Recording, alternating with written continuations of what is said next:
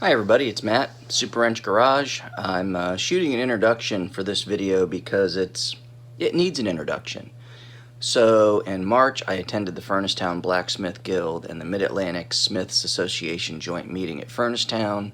We had a demonstrator and it was a 2-day sort of workshop for blacksmithing. As a novice, there were aspects of it that were quite over my head. But it was an interesting group. We had about 25 people. We had lunch both days, catered by one of our members. The food was excellent. I've heard by other guild members that I've talked to that blacksmiths eat well, and they did not disappoint.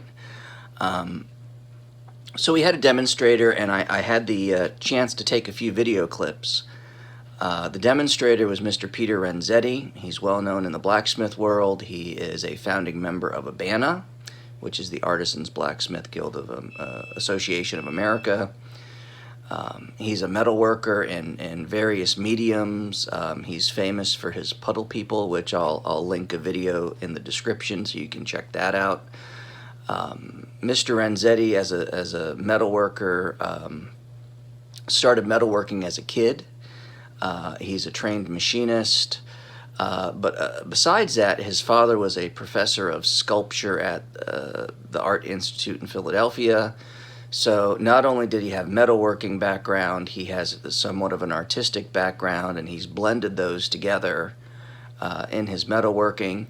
He worked at the Yellen Ironworks in Philadelphia, a very famous place. Founded by Samuel Yellen. There are books on his ironwork, and he's quite famous. So that was interesting for me to learn.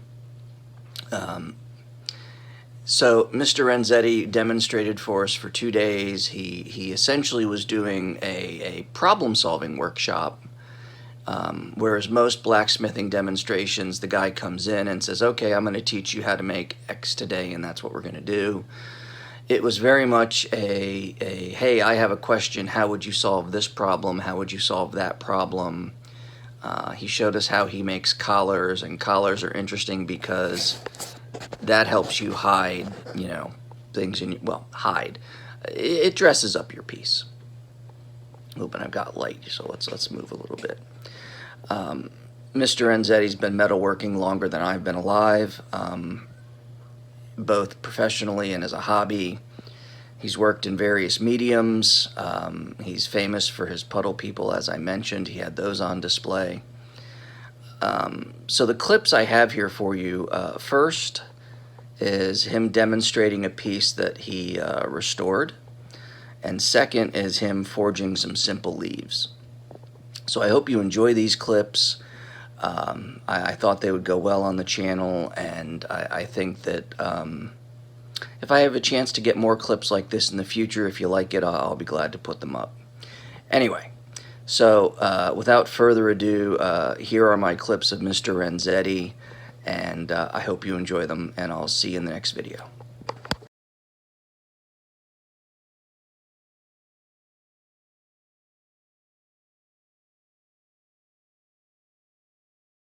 Rust, and it was a lot of fun because it's quite an extraordinary piece of metalwork, and what attracted me to it was the keyhole and the warding that is in the lock. It's called lineal warding, where the warding is in line with the shank of the key, as opposed to radial warding, which is what goes around inside the box, and you see all those little cuts through the key bit that have to follow those detents or those wards.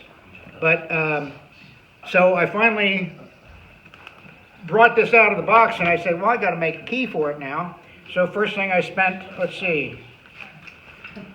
hours to take apart the lock carefully using heat, penetrating oil, croil, impact, little gentle finessing here and there, and was able to get it to come apart, and then clean all the parts and take all the rust off, make sure everything would function. And then I put a wax finish on everything before I put it back together. The bolt took 23 hours to make, or the key took 23 hours to make, because there's two keys.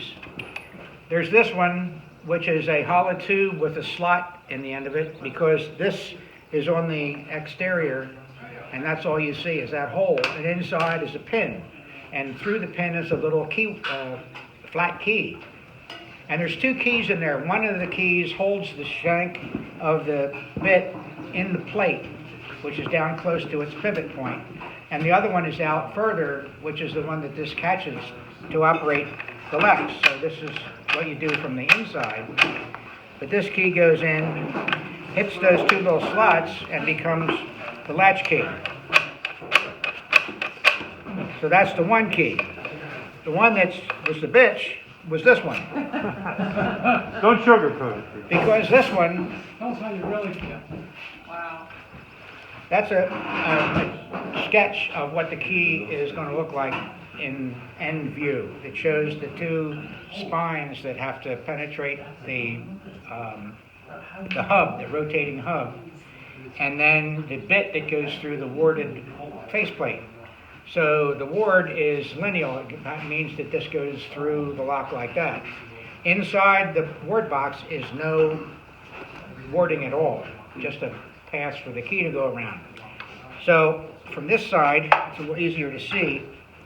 You can see the configuration. The key has to go over those two spines, penetrate the ward box, and then it operates the bolt. And you throw it once,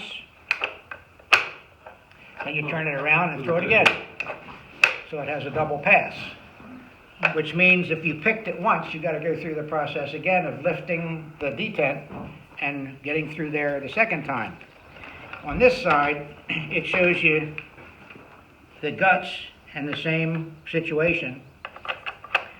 So this goes in, and then this is the spring-loaded detent that gets lifted by the key.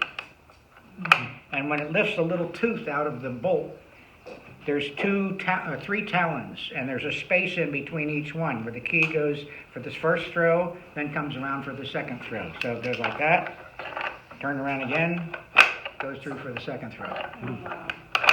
Same way with the reverse. You needed both keys to get in from the outside. No, the key, these two ward boxes are separated by a plate in the center. Mm-hmm. So neither one is available. They're on the same axis, but they have their own floating hub and their own chamber for the key. But they only work from either one or the other side. They don't work together. If you were coming in from the outside of the room, If you're coming in from outside the room, you need this key to operate the latch, right. or your credit card if you can get it. Yeah. And then you need this one to unlock the deadbolt, Right.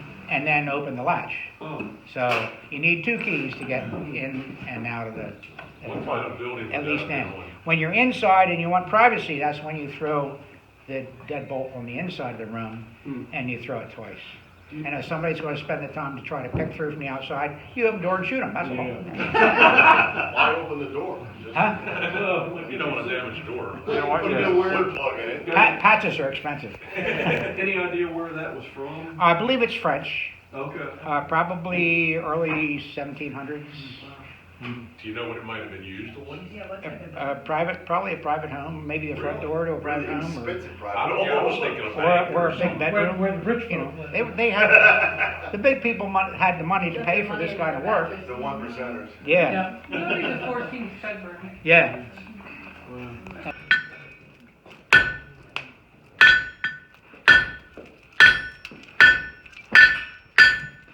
So you're going half on, half off to neck it down?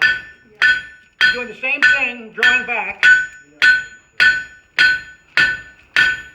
I'll do a second heat because I want to draw a little bit more stem on it. But the end piece is my preform for the leaf. The volume of material I want to have for the leaf. And you need to do that preform so that you're not trying to get more out of the stock behind the leaf than you really need. So you got nowhere to stop, is basically Yeah. what you're saying. And you can sort of determine the size of leaf you want by the amount of preform you leave. So, Oh, that was, Sims. Carson Sims. No, I'm talking about the fabric firm. Oh, yeah, Bruce Gerald. Yeah, he's quite a guy. Brilliant. He makes. Okay, so that's my reproduces preform. wooden furniture I'd come back and this steel. way and get my neck a little bit better. But if you're going to do these, you want to set up a little guillotine fullering tool that'll allow you to get up close to that leaf. So now I've got my preform. I'm going to heat this up. Oh, I saw him in the download. The first thing is going to happen is I'm going to flatten it. I'm going to have it centered on the stem with the volume sticking up, and then I'm going to flatten that the first shot. And then I might do it, hit it a couple more times, and just start squeezing it out. Then I turn it over and I use the cross beam to stretch and spread the metal the direction I want it to be in. So I center this up.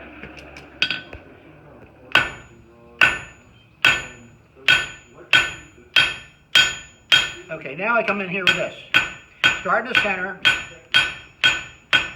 and work it down. And I can keep it that way and keep it in the same position. Start spreading the metal to the outside from the center. Always start in the center.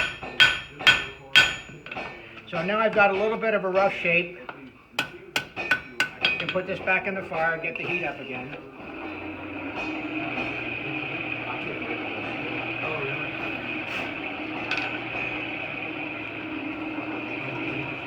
When you lay your tool down to use it, you want to lay it down, you're going to grab it like this and pick it up and go to work. You don't want to have it like this and have to pick it up and turn it over. So try to think of positioning stuff so you're ready for the next moment. Now you come back out again with the back down, and I start to fan the leaf this way. Being mindful of the cross peen has a certain amount of crown to it lineally.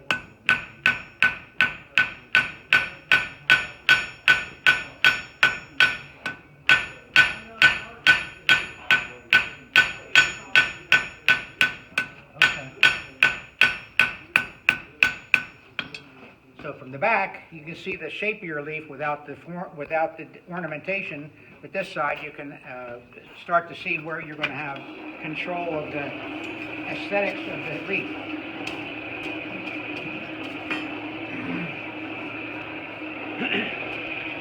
Now that I've got it out that far, I can take a smaller hammer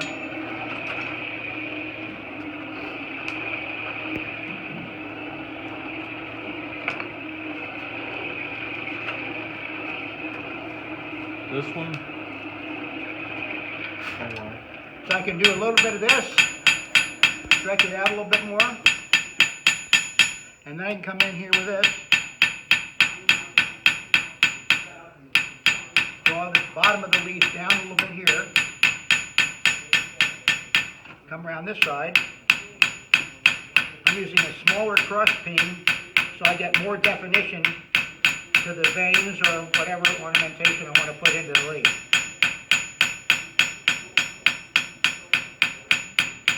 You can also do with a kick or a treadle hammer. You can do the leaf veining. You can do a little bit more stretching.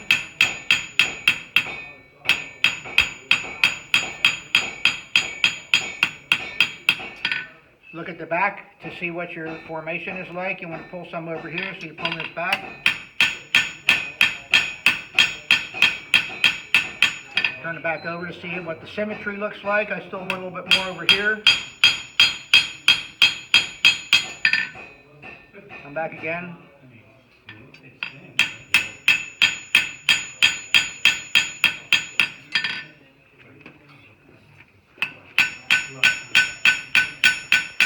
I'm working a little bit cold now, but you get the idea. That'll give you a quick way to do a leaf because you've preformed the shape. When you're doing a penny foot, which is another form that I'll do for you. Now, if I may,